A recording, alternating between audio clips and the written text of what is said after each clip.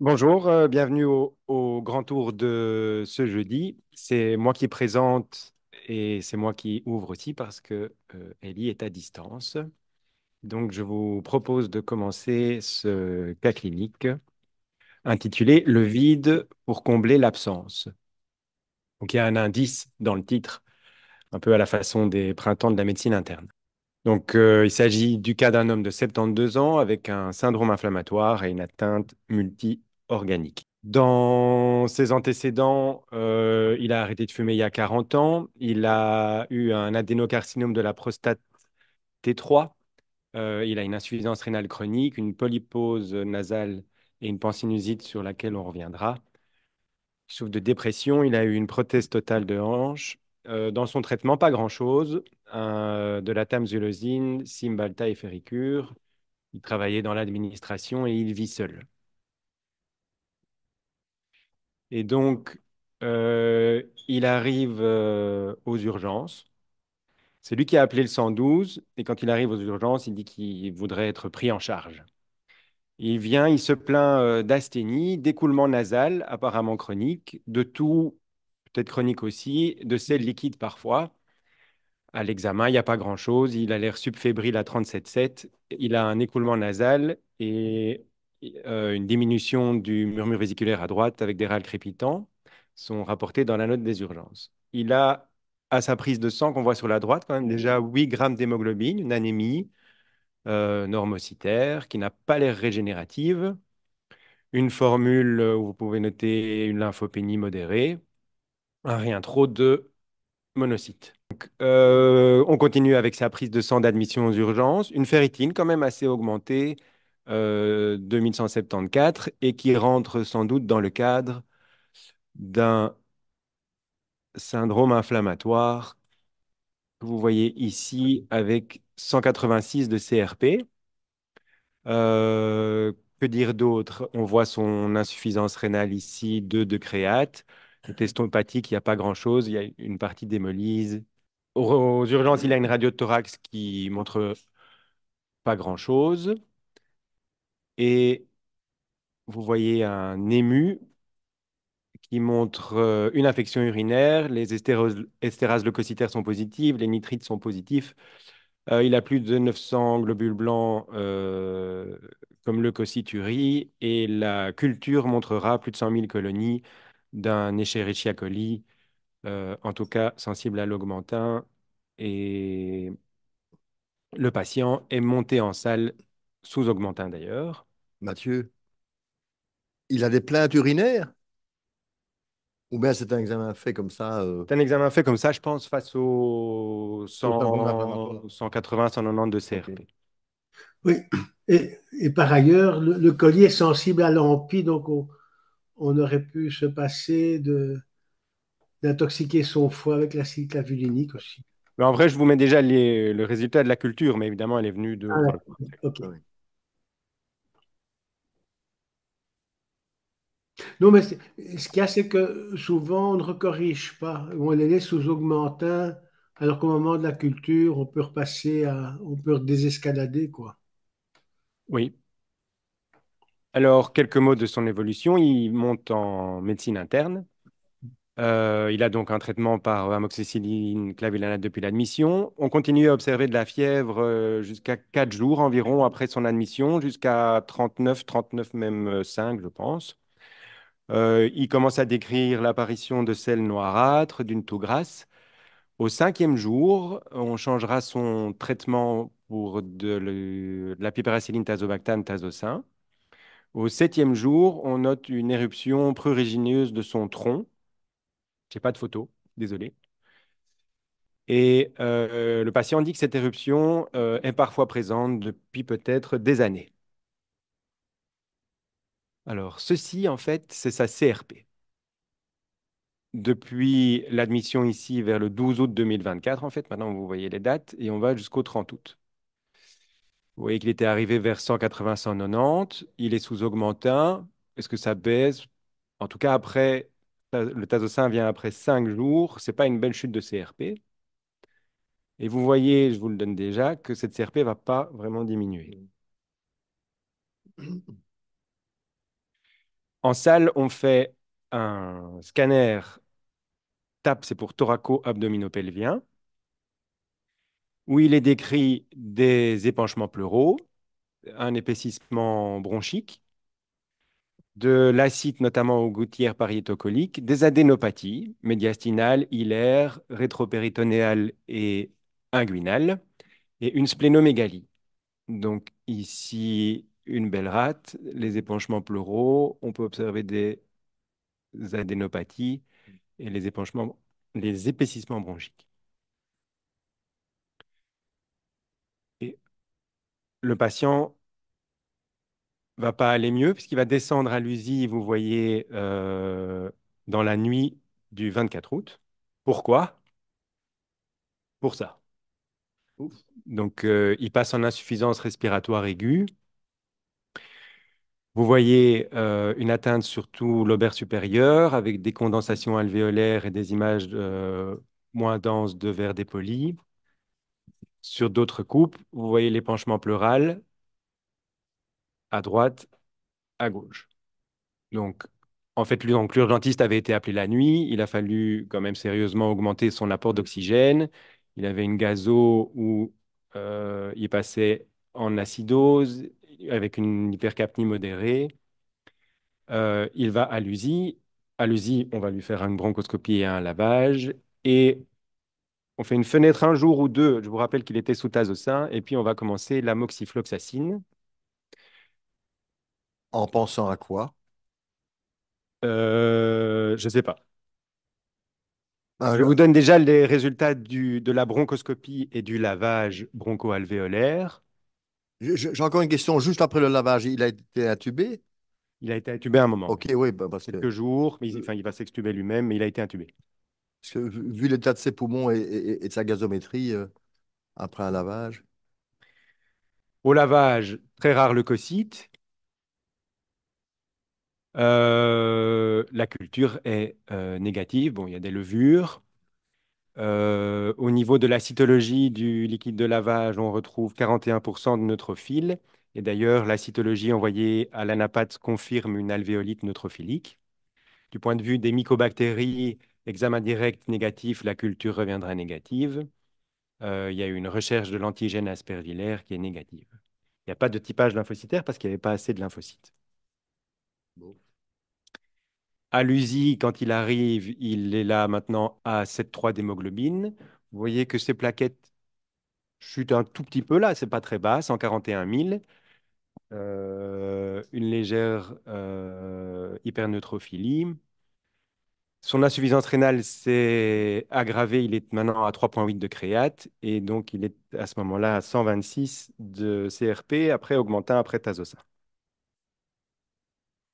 Dis Mathieu, tu comptes faire discuter un petit peu à ce stade-ci ou tu as prévu un arrêt Donc plus pour une tard? fois, je ne fais pas tellement discuter, ce sera plus tard. D'accord. Va falloir m'écouter. Je vous montre ces plaquettes qui donc finissent quand même par descendre en dessous de la norme pour arriver à certains moments quand même à une franche thrombopénie, pas dramatique, mais ça chute, quoi. Alors ça, c'est un mini récapitulatif de la Mhm. microbiologie. Il a passé 7 jours à l'USI. Il y aura eu 2 émus négatifs, 4 paires d'émocs négatifs. Pour rappel, la bronchoscopie et le LBA sont négatifs. Et il a eu une coproculture faisant penser qu'il avait des selles liquides qui sera négative. À la fin de son séjour ici, il va quand même mieux. Et c'était déjà prévu, il y avait eu une demande de PET scanner, et donc il peut aller au PET scanner. Et qu'est-ce qu'on voit? Il y a une captation hypermétabolique au niveau d'une amygdale. On voit bien les infiltrats pulmonaires là, on ne peut pas les rater. Franchement, hypermétaboliques, on les retrouve ici. Des adénopathies hilaires hypermétaboliques, les épanchements pleuraux. Et il a des ganglions là axillaires. Et sur cette coupe-là, on ne voit pas. Il en avait en inguinal.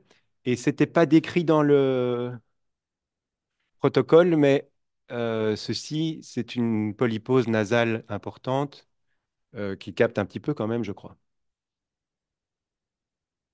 Alors, on va revenir un peu en arrière. Donc là, on était à l'été 2024. En fait, un an avant, septembre 2023, il est hospitalisé en médecine interne chez nous. Il appelle le 112, il dit qu'il souhaite une prise en charge. Il se plaint d'asthénie, d'inappétence. Là, il se plaint de polachyurie, mais pas de dysurie et de nez bouché.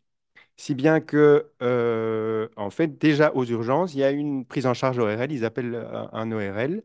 Il y a un scanner où vous pouvez voir ici, ça c'est le patient, ça c'est une image trouvée sur Internet d'un scanner de sinus normal. Donc normalement, il y a de l'air, mais là, il n'y a plus d'air. Euh, Aux urgences, il va avoir un scanner où on voit ici un tout petit infiltrat.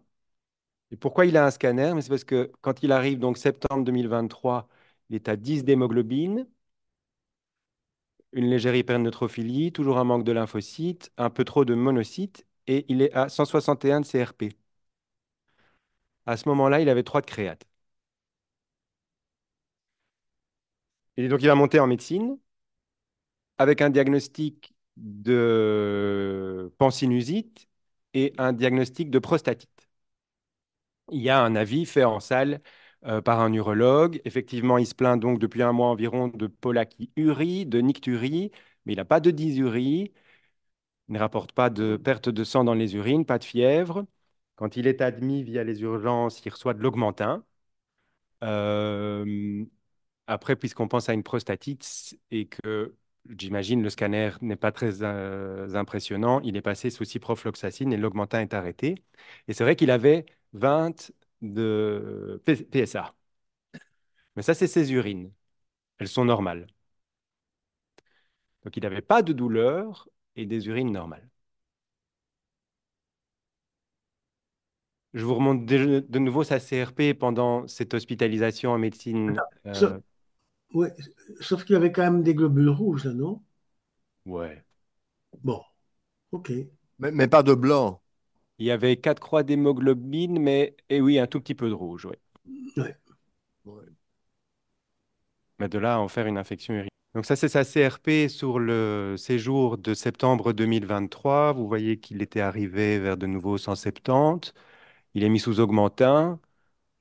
Peut-être que ça chute un peu. C'est ici qu'on le change en Cipro. Il se retrouve à 97. Et puis, on redose 2, 3 jours après. Il est de nouveau à 110. Ici, il va recevoir 32 mg de méthylprednisolone, c'est Medrol, pendant 3 jours. Pourquoi? En fait, c'est pour l'atteinte sinusienne. On voit sa CRP qui chute. Et puis, donc, il sort, il retourne chez lui. Il a une prise de sang le jour de sa sortie. Il est à 112 de CRP. Mais il sort quand même. Il a juste eu 3 jours pendant l'hospitalisation. Et ça ne lui est pas prescrit à la sortie à ce moment-là. Ouais. Est-ce qu'il a reçu une sinuscopie? Ils ont regardé les sinus? À un moment donné, il aura une fibroscopie de ses sinus. En fait, ils ne savent pas passer. Ils font les biopsies. Il n'y a pas de biopsie. Il y a un suivi ORL qui est prévu. Ils se disent, on va d'abord refroidir, on va guérir sa prostatite, et puis il sera revu parce que pour eux, il y a clairement une indication chirurgicale. Ils veulent enlever, ils veulent faire une polypectomie. Bah, on a envie d'avoir des encas à ce stade-là, quand Oui, même. oui, mais trois Vous jours voulez des pour, encas? Ils sont Oui, négatifs. 3 jours pour une Plusieurs polypose, fois négatifs. 3 jours de cortisone pour une polypose pareil, c'est peu, non? Oui. oui. De nouveau, un petit rappel. Donc, au cours de cette hospitalisation-là, où il était à 160 de CRP, et où au final, on n'a pas grand-chose pour expliquer 160 de CRP, un ému qui sera négatif, 2 paires d'hémoculture négatives. Alors, plus tard, en ambulatoire, il va effectivement, donc là, on est vers mars-avril 2024. On va faire le diagnostic d'un adénocarcinome de la prostate. Il fait une IRM qui montre un volumineux processus tumoral classé PIRADS 5. À ce moment-là, il n'y a pas d'adénomégalie. Et puis après, sous échographie, il aura une biopsie qui confirme le diagnostic. On lui fait un bilan d'extension par scanner thoraco-abdominopelvien qui ne montre pas grand-chose. Quelques nodules, je n'ai pas mis les images, quelques micronodules pulmonaires, mais c'est aspécifique. Pas d'épanchement, pas de sérosite, pas d'adénopathie, pas d'organomégalie, pas d'acide. Euh, il a une hernie de Schmorl au plateau vertébral supérieur. Je ne sais pas ce que c'est, mais c'est un chouette nom. Et puis malheureusement, le pauvre, chez lui, il tombe et il se fracture la hanche. Alors j'ai mis la radio ici de la fracture de hanche, ça fait plaisir parce que je ne sais pas s'il y a beaucoup de tests en médecine qui permettent d'avoir, à mon avis, une sensibilité et une spécificité, à mon avis, proche de 100% pour une pathologie. Et puis on lui a mis un traitement efficace pour lequel il n'y a sans doute aucun problème de remboursement vis-à-vis de la mutuelle.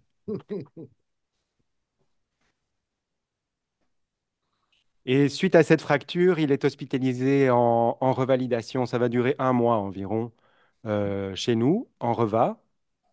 Donc vous voyez que quand il arrive à... il a sa fracture de hanche, il est à 200 de CRP, il est mis sous augmentin. Euh, c'est ici qu'il a, donc 2 jours après l'admission ou un jour après l'admission, qu'il a l'opération pour mettre la prothèse de hanche. Et quand on cherche bien, en fait, pour l'induction de l'anesthésie, pour l'opération, il reçoit 10 milligrammes de dexaméthasone. Ça fait environ 50 milligrammes de médrol. Pour une raison précise? En fait, en tout cas, chez ce patient, à chaque fois qu'il est opéré, il reçoit des corticoïdes. Faut demander aux Oui, anesthésistes. non, alors, Mais à mon avis, ça se fait. oui, mais donc Plein de là, choses qu'ils font comme ça. je connais bien je connais bien le sujet à titre personnel et donc c'est clair que certains patients peuvent déclencher des réponses inflammatoires importantes, en particulier lors de la pose de prothèse, soit de hanche ou de genou. Euh, Ceci probablement en rapport avec un polymorphisme de la CRP, et en particulier maintenant dans les interventions de prothèse de hanche en 1D, systématiquement, ils mettent de la dexaméthasone pour pallier à cette réaction inflammatoire qui peut être parfois extrêmement importante. Comme il avait quand même une CRP très élevée, il y a de nouveau un bilan, sans doute à la recherche d'infection, qui est fait. Il a un scanner qui montre un petit foyer de pneumopathie. À ce moment-là, il est décrit aussi un petit épanchement pleural, mais on ne le voit pas sur cette coupe. Le scanner qui est fait ici, il y a un avis pneumo qui est demandé, et donc on continue l'augmentin. Vous voyez que sa CRP diminue pour arriver à 70, 68, des niveaux qu'on n'avait encore pas vraiment vus, sauf quand il avait reçu du Medrol en septembre. Oui, en septembre. À un moment donné, il se plaint d'éruptions prurigineuses. C'est surtout dans le dos, donc il n'y a toujours pas de photo. J'ai mis ceci. Plusieurs fois durant cette hospitalisation, donc sur le temps du mois de mai et juin, on va constater de la fièvre.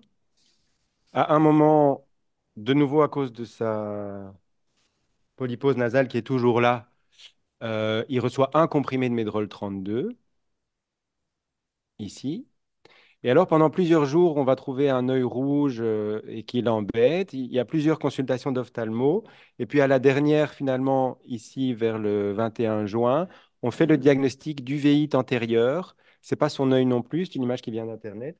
Lui, il n'y avait pas d'hypopion décrit, mais donc une uvéite antérieure sans diagnostic clair. Donc, il reçoit le traitement de plusieurs causes, un traitement local, notamment avec des corticoïdes. Il reçoit de l'Avlox et il recevra aussi de l'aciclovir.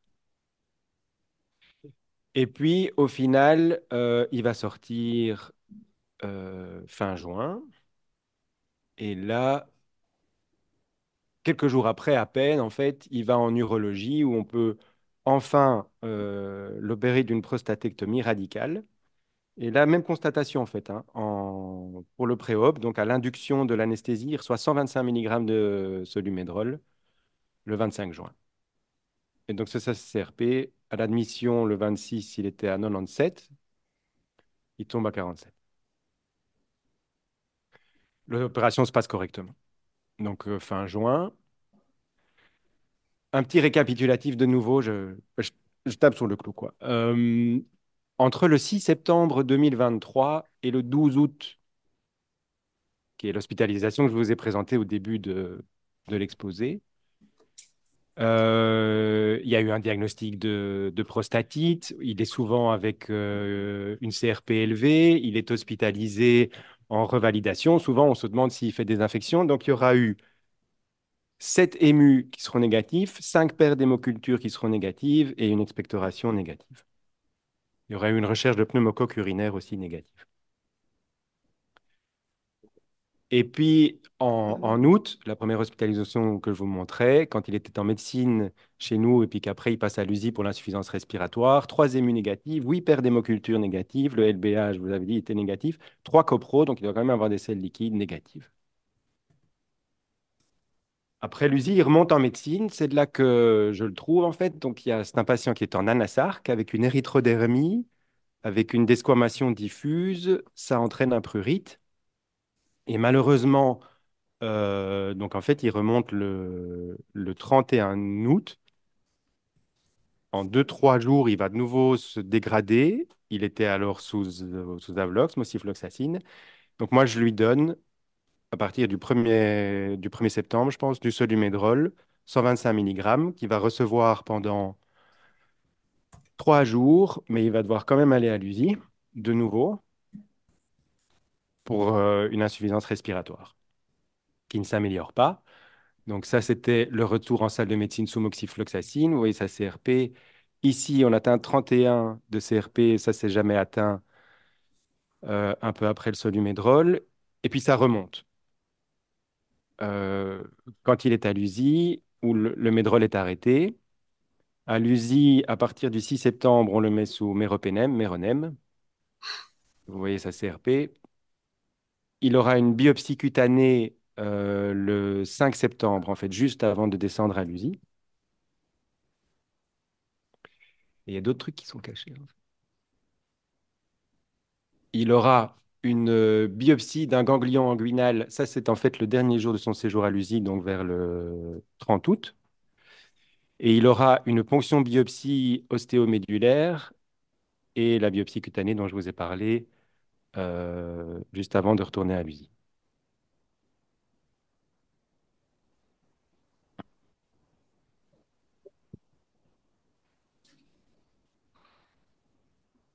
Le dermatologue, quand il vient faire la biopsie cutanée, donc il donne son avis, il constate effectivement l'érythrodermie qui semble évoluer depuis plusieurs semaines. Il se dit que comme le patient vient de recevoir du Solumédrol, il est en phase desquamative de l'érythrodermie. Le patient, il n'est pas assez bien, on ne sait pas vraiment l'interroger, mais il se gratte. Donc on constate à l'examen physique des squames, sans érythème sur les membres et dans une moindre mesure sur le visage. Pas d'atteinte du tronc à ce moment-là. Voilà les conclusions. Il fait des hypothèses diagnostiques. Un lymphome cutané, par exemple, de type Sésarie, une érythrodermie paranéoplasique, un psoriasis érythrodermique, un eczéma érythrodermique. La biopsie cutanée va montrer à l'anatomopathologie un épithélium malpigien avec une hyperplasie de type psoriasiforme, une discrète spongiose, quelques kératinocytes nécrobiotiques. Il y a un infiltrat inflammatoire de lymphocytes autour des vaisseaux, avec quelques rares polynucléaires éosinophiles. En profondeur, pour le derme, l'hypoderme, il n'y a pas de particularité. Il n'y a pas d'abcès à polynucléaire neutrophile. La coloration passe ne montre pas d'agent pathogène et il n'y a pas de signe de cancer. Alors maintenant, vous pouvez poser des questions ou donner des idées. Mais il est temps, voilà, tout le monde est impatient. Bon, écoute, ben, le diagnostic est assez simple. Il y a une maladie inflammatoire corticosensible. Oui. Ah, on va y venir. S'il y a plus de questions, il n'y a pas d'autres idées. Non, mais ça vaut la peine, non, ça vaut la peine quand même de reprendre les différents éléments de ce puzzle, bon, avec des points intercurrents qui n'ont probablement rien à voir. Je pense à l'adénocarcinome prostatique, bon, qui vient se mélanger au reste. Mais non, il y a une affection inflammatoire évolutive au moins sur plus d'un an, peut-être, oui, même 2 ans, peut-être plus, parce qu'on ne sait pas comment était sa CRP avant, avec une insuffisance rénale, une atteinte cutanée, une atteinte ORL, qui est quand même bon, importante. Alors maintenant, vu la prévalence de ce type-là de problème, c'est pas absolument sûr qu'il faut l'ajouter dans les pièces du puzzle, mais ça vaut quand même la peine de le faire, quitte à l'écarter après. Une uvéite, donc voilà un peu les différences. L'atteinte l'atteinte pulmonaire. Et l'atteinte, oui, oui, bien sûr, et l'atteinte pulmonaire qui manifestement n'était pas d'origine infectieuse sur base à la fois des prélèvements et l'absence d'évolution significative sous antibiotiques. Bon, c'est pour ça que finalement, une vasculite en cas, ça marche assez bien, hein. Donc, ça pourrait être une vasculite en cas négatif, mais on n'aime pas tellement bien cette entité-là. Euh, voilà. Je suis quand même assez surpris, et tu as très bien résumé toutes les recherches microbiologiques qui ont été faites. Le fait qu'il y a jamais, on n'a jamais trouvé de pathogène véritable, et au contraire, il y a chaque fois eu une escalade en termes d'antibiotiques, jusqu'à du méronème, alors qu'on voyait bien que ça n'avait absolument aucun effet sur l'évolution du syndrome inflammatoire. Le patient a eu un PET scan. Un seul, oui. Un seul PET scan. Il a eu un seul PET scan. Au Il date de programme quand des, par rapport à son admission? Donc en fait, il est admis le 12 août Oui. et il a le PET scan le 28 août, je pense. Et la biopsie La biopsie ganglionnaire. vers le 4 septembre, 5 septembre. Bah, il a fait un séjour USI, donc c'est pas facile d'amener un patient parisien au PET scan. Et puis 3 4 jours pour pouvoir biopsier après le PET scan, ça c'est pas long. Au niveau intestinal, il avait des symptômes particuliers. Il a des selles noirâtres, si on pense à l'uvéite. Donc au niveau intestinal, on voit que parfois il se plaint de sel, et même éventuellement noirâtre. Alors en vrai, à un moment, il aura une gastroscopie qui ne montre pas grand-chose, il n'aura pas de coloscopie. Au PET scan et au scanner, on ne disait pas grand-chose des intestins du côlon. Plusieurs coprocultures négatives. Donc ça veut dire qu'il y avait quand même des selles, mais bon, chez un patient si malade que ça, et à l'examen physique, il n'y a jamais eu un point d'appel particulier au Vous niveau de n'avez pas son... cherché du sang ou de la calprotectine, par exemple, ou quelque chose. Calprotectine, ça ne me dit rien. Et du sang, il en aurait peut-être eu comme ça de façon inspécifique. Pourquoi tu penses à quoi? Moi, je pense à quelque chose d'intestinal plutôt. Si on pense à l'uvéite, ça n'explique pas toutes les choses, mais l'uvéite, Crohn, voire un Donc peu. un Les Crohn, titres par exemple, aussi. avec d'autres... Les titres du Grand Tour, les compléments, tout le reste.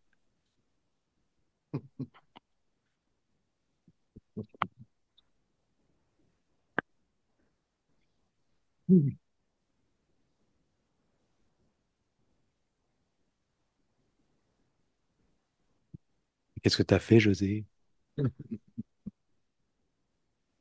Voilà. Bah alors, donc les résultats. Euh, D'abord, la ponction de moelle. Bon, il y a tout un texte, on va le lire ensemble. Un prélèvement médulaire qui comporte des grains bien cellularisés de richesse augmentée. Les mégacaryocytes précurseurs des plaquettes sont nombreux, sans dysplasie significative. Quelques mégacaryocytes plus basophiles, des formes hyperlobées, c'est compatible avec une thrombopoïèse active. Au point de vue de la lignée granulocytaire, elle est largement hyperplasique, mais il n'y a pas vraiment de dysplasie.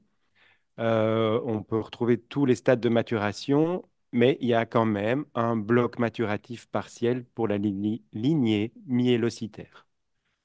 Et on note par ailleurs la présence de nombreux précurseurs myéloïdes présentant des vacuoles cytoplasmiques.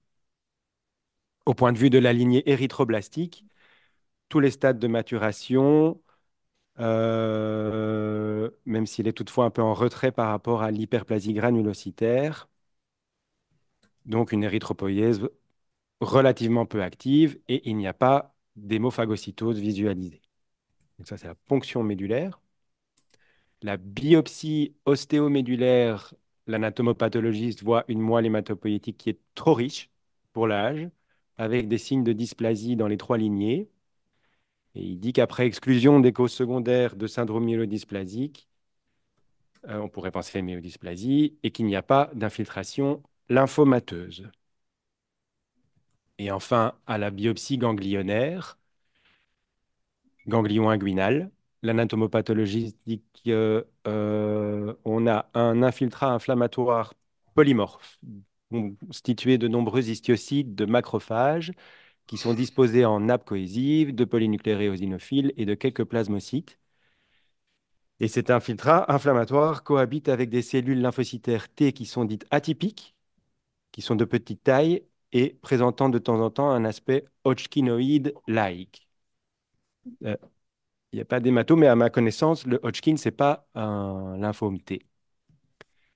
Et donc, ensuite, il y a toute l'analyse des différents marqueurs de surface des cellules, où on trouve que ces cellules atypiques expriment toutes sortes de marqueurs de surface. Je vais vous les passer, en fait.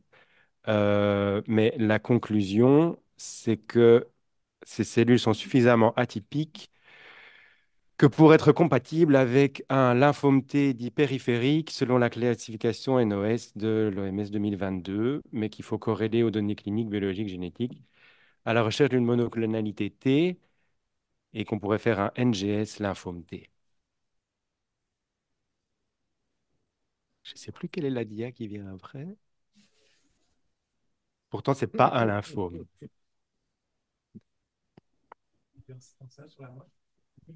Il n'y a pas eu de... On ne l'a pas fait sur la moelle, on l'a fait ailleurs.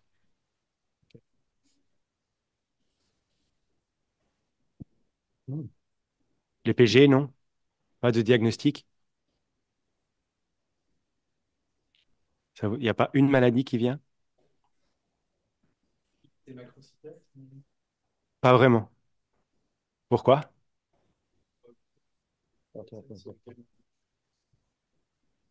Cause inflammatoire. Qu'est-ce qui reste là?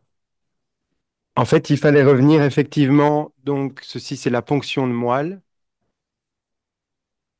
Sur ce qui est noté là au milieu, on note par ailleurs la présence de nombreux précurseurs myéloïdes présentant des vacuoles cytoplasmiques. Donc, en fait, depuis 2020 environ, normalement, ça doit évoquer chez tout le monde une maladie, qui est le VEXAS syndrome. Donc, ces vacuoles cytoplasmiques, on les voit ici dans une cellule myéloïde. Ce sont ces ronds optiquement vides qu'on peut observer donc à la microscopie optique. Et ceci, chez un homme de plus de 50 ans, avec un syndrome inflammatoire, une atteinte multiorganique et une atteinte cutanée surtout, c'est un VEXAS. Ça doit faire penser à un VEXAS. Tu rappelles l'acronyme de VEXAS, Mathieu? Ouais.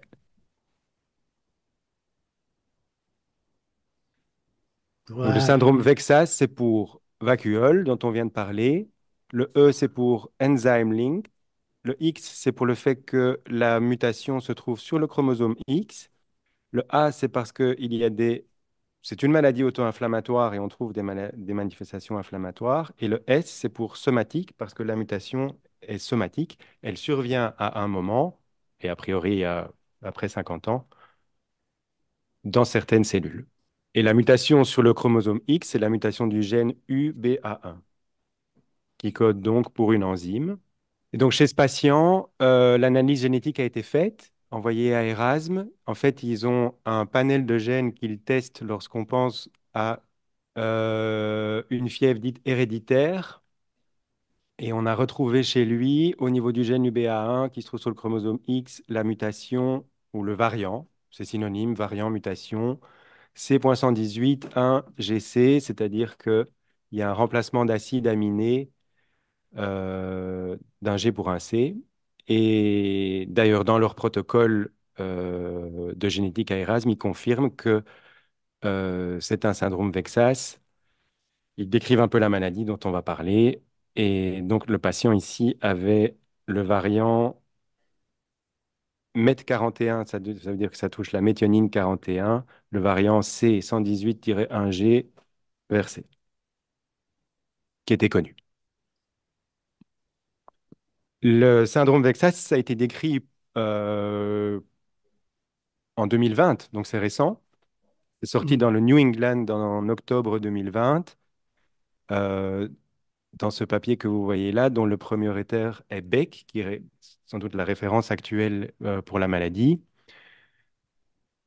C'est un papier assez intéressant où qu'est-ce qu'ils ont fait? Donc je rappelle, c'est une maladie auto-inflammatoire liée à une mutation somatique du gène UBA1.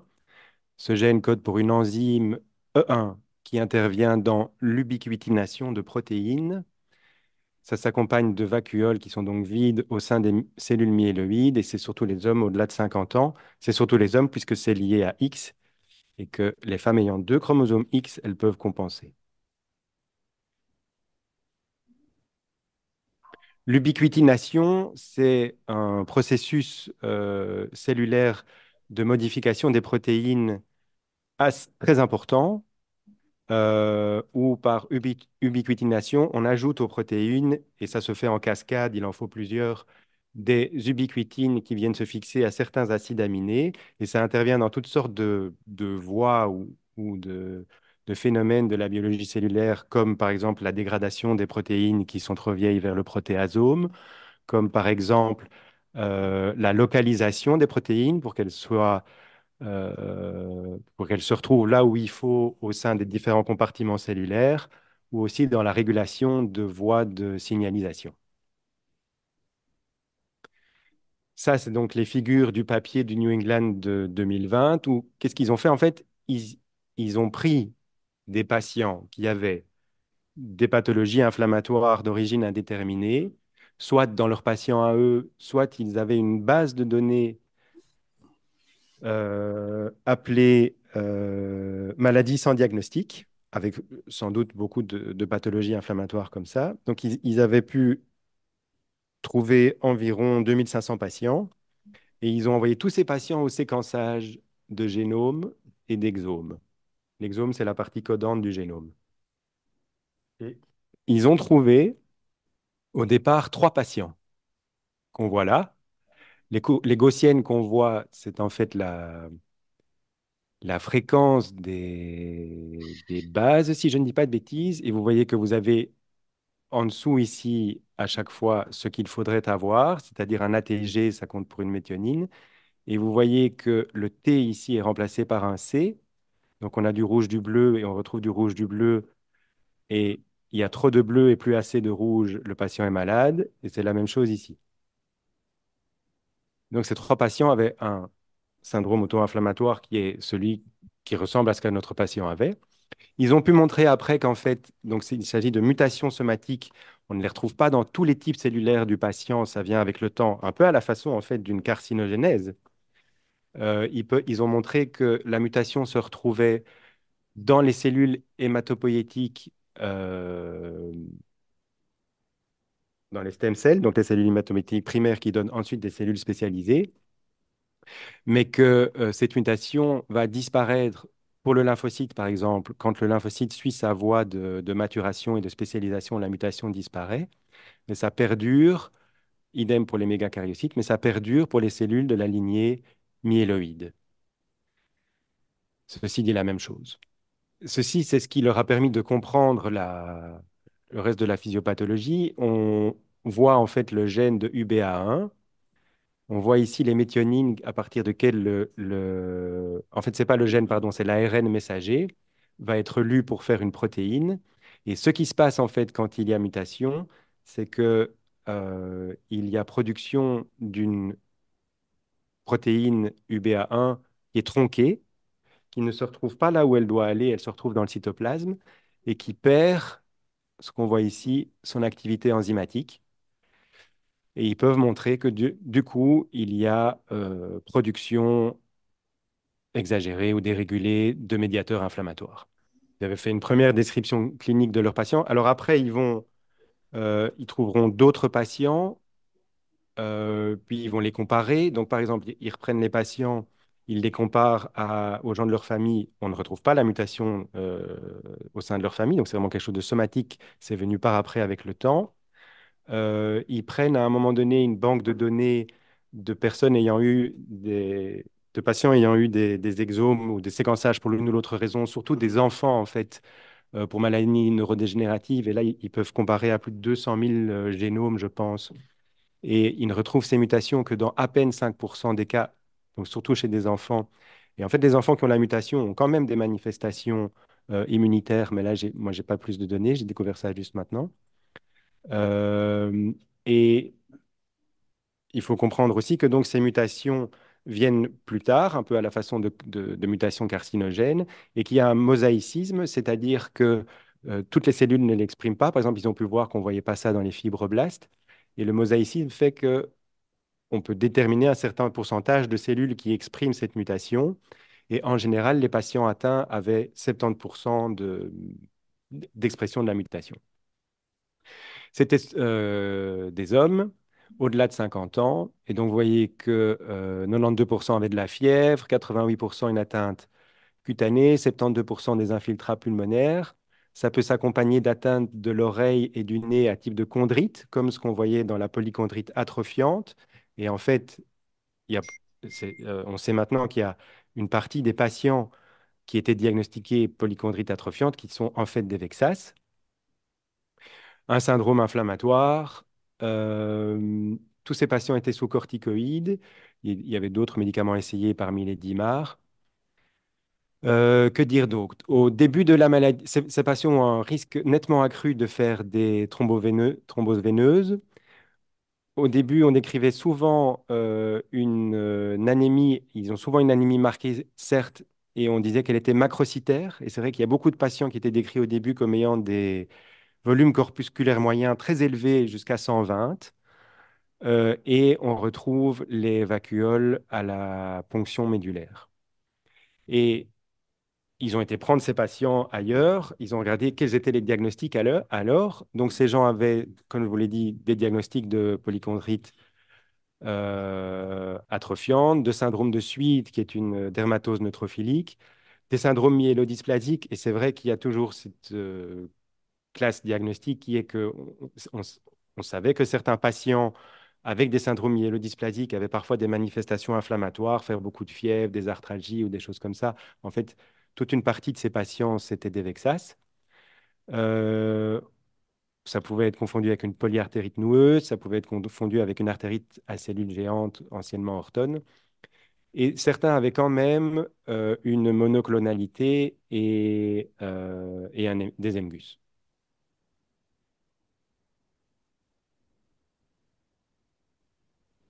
Je suis désolé, je n'avais pas de photo de la peau de notre patient. Ici, c'est un article de revue qui se focus sur la teinte cutanée, où vous voyez qu'il y a beaucoup de choses différentes, des éruptions maculopapuleuses érythémateuses, mais qui ne sont pas très spécifiques, on n'y pense pas forcément. Ça, c'était l'image que j'avais mis avant, où vous voyez que ça peut atteindre le tronc. Ils ont des gonflements orbitaires, comme là aussi. Ils peuvent faire des uvéites. Ça, c'est une chondrite du lobe de l'oreille. Pour rappel, ça épargne le lobule parce que là, il n'y a pas de cartilage. Ils peuvent avoir des images livédoïdes ou vasculitiques et même des vasculites leucocytoclasiques. Ça peut donc ressembler à des... D'ailleurs, à un moment donné, ça a été dit comme dermatose neutrophilique-like et les chondrites.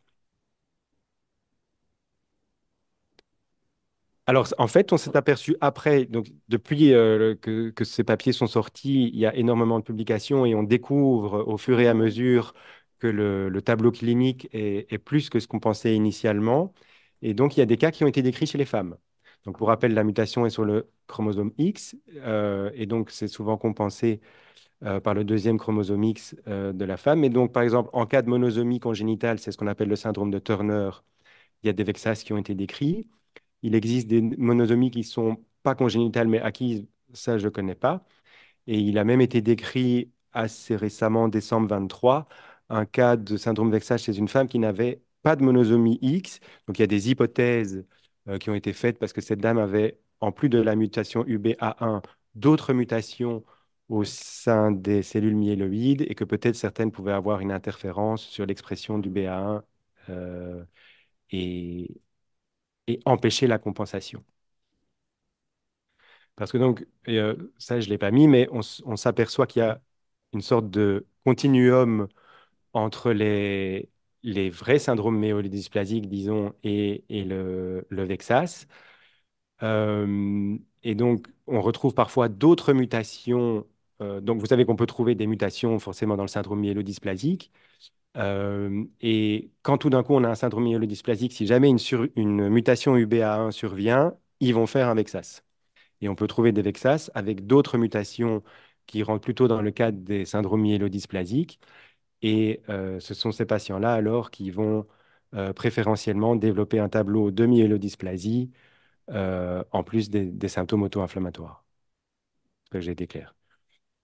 Donc un mot sur la macrocytose que notre patient n'avait pas, en tout cas, c'était pas du tout franc. Alors j'étais revenu en arrière dans la brumette. On pouvait remonter jusqu'à 2017. Avant, il se baladait vers 86 de volume corpusculaire moyen, 86 femtolitres. Et c'est vrai que ça augmente un petit peu quand on arrive vers le mois d'août, mais c'est pas très franc. Il montera à un moment jusqu'à 96. Je vous ai mis ici les moments où il est transfusé, ce qui peut éventuellement fausser la mesure. Mais donc, on pourrait se dire qu'en fait, sans atteindre des valeurs importantes, son volume corpusculaire a quand même monté au cours du temps, à partir du moment où il a développé la maladie. Par ailleurs, l'équipe d'Erasme, dont Louis Wolff, qui avait présenté le cas il y a 2 semaines, je pense, du printemps, ils ont publié un cas d'un Vexas qui avait une anémie microcytaire, en fait, et c'est parce que le patient était porteur de thalassémie et que ça interférait avec le volume globulaire corpusculaire. Cette fiche qui a été faite par Benjamin Terrier et Paul Breillat en France reprend l'ensemble des données sur la maladie. Je la trouve vraiment très bien faite. Donc, la maladie est pas si rare, un homme sur 4000 apparemment. Donc, on va en voir. On va en voir dans différents services. On peut en voir en gériatrie, on va en voir à l'USI, on peut en voir en consultation. Donc, je vous rappelle la mutation du BA1, c'est une mutation somatique. Ça provoque la production d'une protéine tronquée qui n'a plus la capacité d'assurer l'ubiquitination et ça entraîne des stress cellulaires et de l'inflammation. Ils font des fièvres récurrentes, des édèmes périorbitaux, de la polychondrite, il peut y avoir des myocardites, il peut vraiment y avoir plein de choses, l'atteinte interstitielle pulmonaire, des pleurites, éventuellement de l'organomégalie, des colites, arthralgie ou arthrite, des thromboses veineuses profondes, l'atteinte dermatologique qui est très importante, c'est vraiment une énorme majorité des patients. Euh, Vasculite et vasculite des moyens vaisseaux et vasculite des petits vaisseaux dans la peau. On retrouve des anomalies telles que l'anémie macrocytaire, pardon, mais ce n'est pas tout le monde, une thrombocytopénie, pénie. Il est décrit dans cette maladie une monocytopénie, donc des monocytes trop bas que notre patient n'avait pas.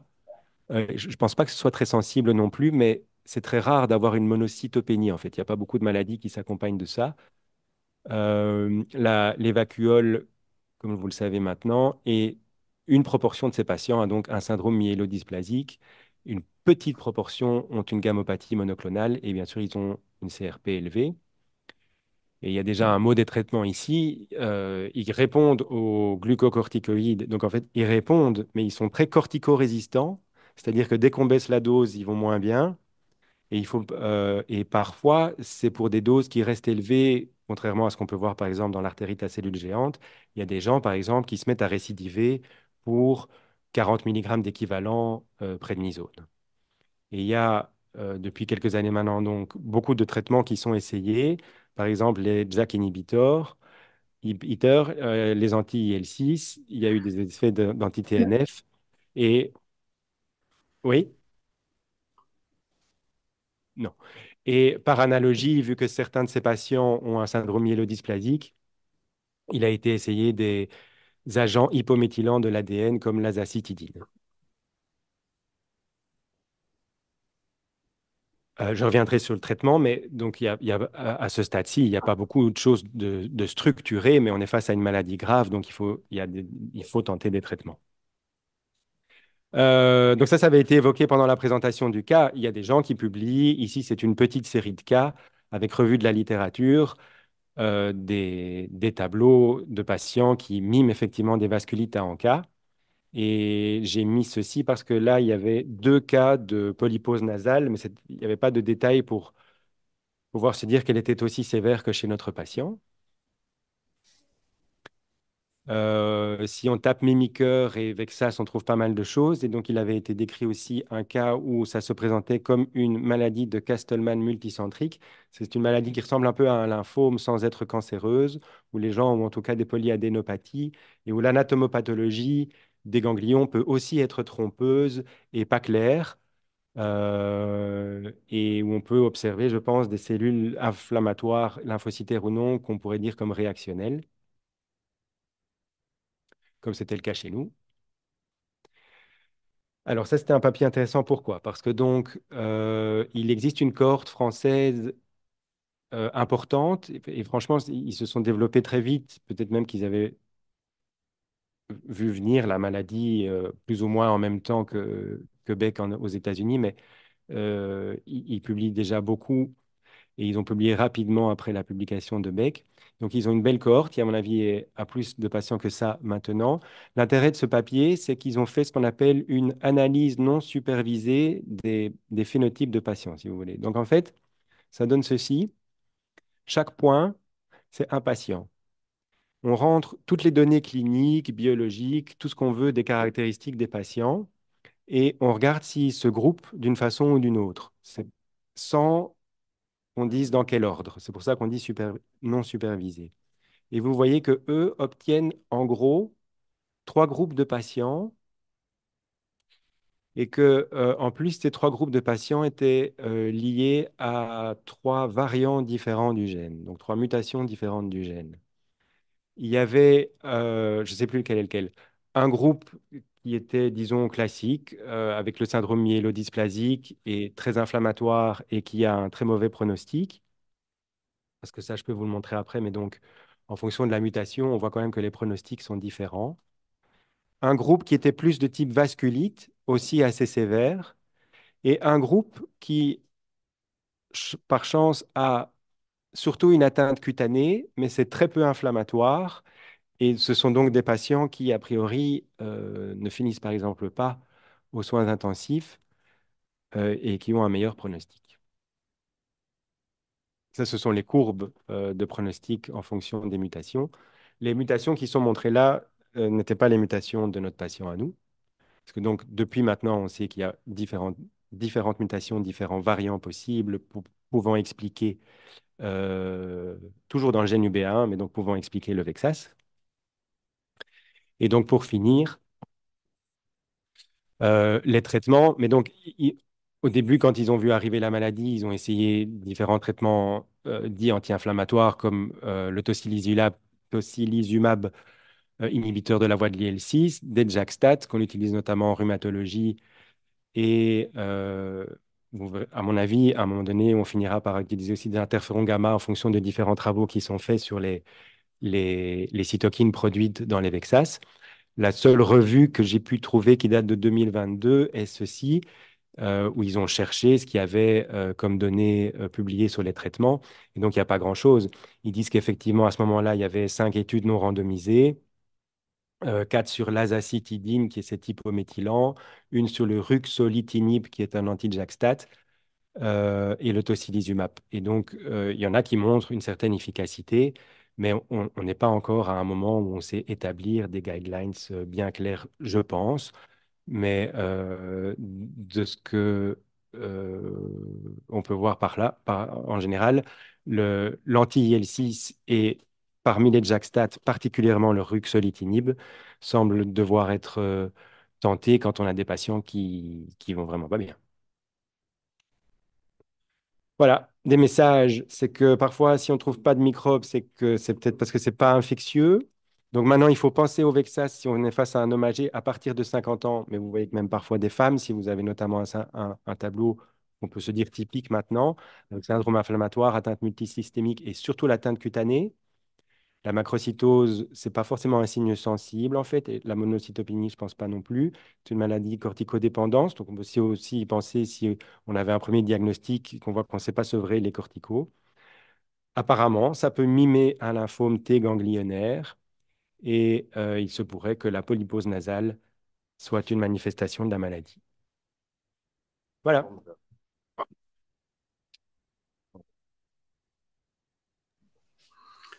Y a-t-il des questions?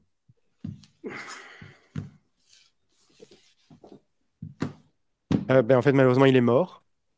Ah. Donc, il est mort le 15 septembre, à la fin de la courbe de CRP qu'on voit à un moment. Il est mort parce que, donc, au début, le diagnostic retenu, c'était le lymphome. Euh, et qu'il était au bout, à bout de force. On ne se voyait pas lui donner une chimiothérapie. Et que moi, je revoyais quand même l'anatomopathologie. Je trouvais que c'était pas très franc pour un lymphome. Et puis, il y avait ces vacuoles. En fait, j'ai demandé au laboratoire s'ils acceptaient de faire le test génétique post-mortem. Ce qui a été fait. Et en fait, j'ai eu la réponse qu'il y a un mois, quelque chose comme ça, que la mutation était bien là.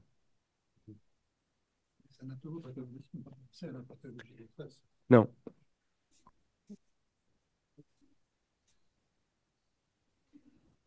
Et c'est fréquent les atteintes pulmonaires aussi sévères qui mènent à des insuffisances respiratoires?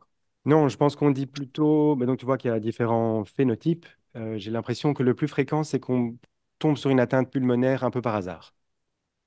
Mais manifestement, dans certains cas, ça donne une insuffisance respiratoire. J'ai dû quitter un petit moment. Son atteinte rénale était due à quoi? Alors, je pense qu'il avait vraiment. Donc, c'est pas vraiment décrit dans le Vexas. Ça s'accompagnait pas d'une grosse protéinurie. C'est quand même finalement resté assez stable. Je pense qu'il avait une insuffisance rénale chronique, sans doute de néphroangiosclérose ou quelque chose comme ça.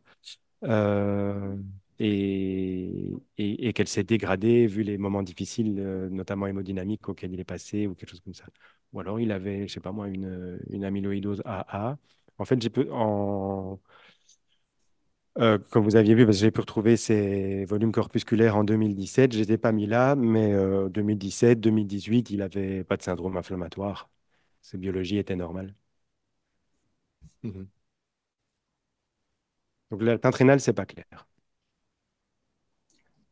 Mathieu, Oui, Nicolas du labo. Nicolas, Ouais, salut. vous m'entendez? Voilà, merci pour ta présentation. Petite question par rapport aux trois entités là qui sont décrites en analyse non supervisée.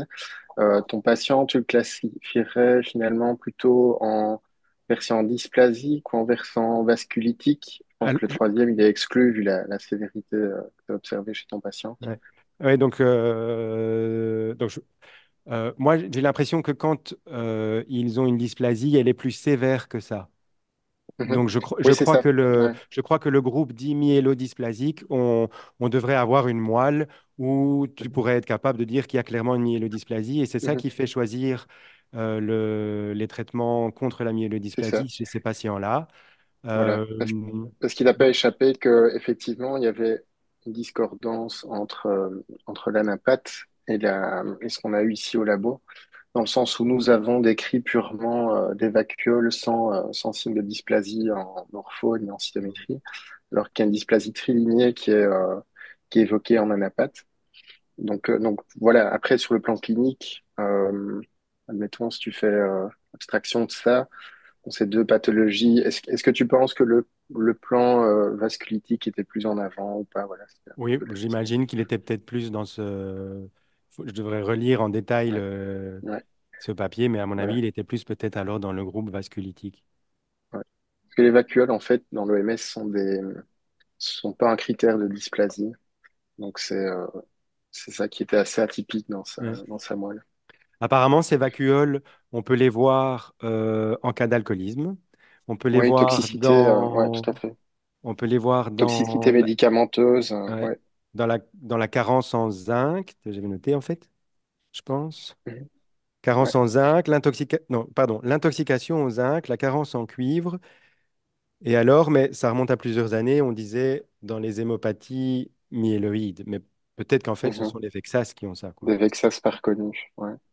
Ouais, c'est ça. Et en fait, juste, on en avait discuté par rapport à la macrocytose. Euh, c'est vrai que, enfin, moi, j'en avais vu deux avant lui. Là, c'est le troisième. Les deux autres cas avaient effectivement une dysplasie très marquée et une macrocytose très, très importante, à plus de 120 femtolits. Donc, c'est vrai, comme on a discuté, et alors, quand on prend le papier que tu as montré, là, le tableau, donc le New England, on voit qu'en fait, l'anémie macrocytaire, eux, ils décrivent un pourcentage assez fréquent. Ils Oui. sont quand même sur 90, plus de 90% des patients. Et le MDS, lui, serait une présentation moins fréquente. Eux, ils décrivent. Bon, après, c'est le premier papier, évidemment. Donc, ils sont venus coller des patients au Vexas par après sur d'autres cohortes. Mais là, ils étaient sur 25% de dysplasie. J'ai pris le papier. Donc, c'est intéressant. C'est peut-être un cas C'est très atypique que tu avais finalement avec cette absence de macrocytose.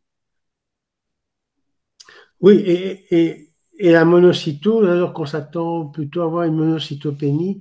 Donc, au niveau hématologique, le tableau était quand même particulier et n'attirait Mhm. pas l'attention. Mais je crois que c'est ce qui fait un peu l'intérêt du cas, parce que c'est vrai qu'on vit avec l'idée, attention, s'il y a une macrocytose et une monocytopénie, il faut penser avec ça. Mais ça montre que Mhm. cet élément-là n'est pas suffisamment sensible et on ne doit pas écarter le diagnostic lorsque ces éléments sanguins ne sont pas présents. Tout à fait. Il y a eu quelques patients qui ont été traités par anakinra avec, je crois qu'il y a eu deux, trois patients qui ont une, euh, une rémission complète avec ou sans cyclosporine associée. Et donc ça pourrait éventuellement être une piste. Encore que j'imagine qu'en fonction de l'expression phénotypique, on va avoir des guidelines thérapeutiques différents en fonction de l'aspect phénotypique, très inflammatoire, vasculitique ou pas, qui vont. Et c'est peut-être aussi la raison pour laquelle on ne parvient pas actuellement à avoir une idée précise du traitement, c'est que il s'agit quand même de patients très différents dans les manifestations.